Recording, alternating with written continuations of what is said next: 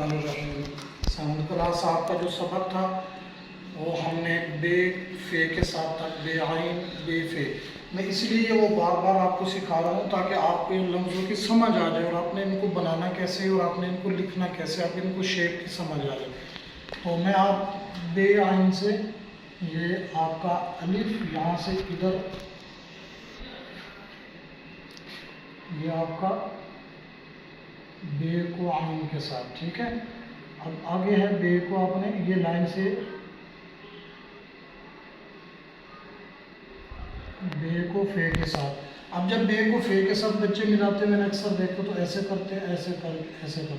तो ये जो चीज़ है ना, ये आपने नहीं बनानी, यानी कि फे को इसके साथ आपने मिला के लिखना है। उसके साथ है बे को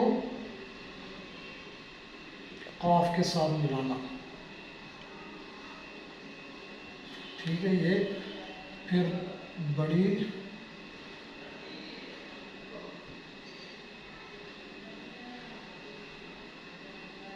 ये।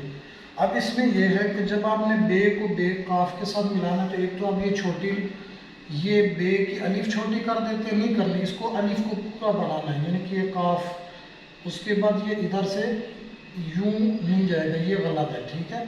और बे को आपने यहाँ से नहीं निकालना, ये चीज़ आपने मिक्स नहीं करनी, और बे को आपने ये ऊपर से निकालना है, ठीक है। बे को काफ के साथ, बे को काफ के साथ, ये यहाँ से और यहाँ से, ठीक है। अब आपका सबक है बे को आइन के साथ मिलाने का, बे को फे के साथ, बे को काफ के साथ, बे को दूसरी छोटी काफ और गाफ के साथ। ये जो तरीका है आपने इसको ऐसे लिखने की कोशिश करनी है। अल्लाह हाफ़िज़।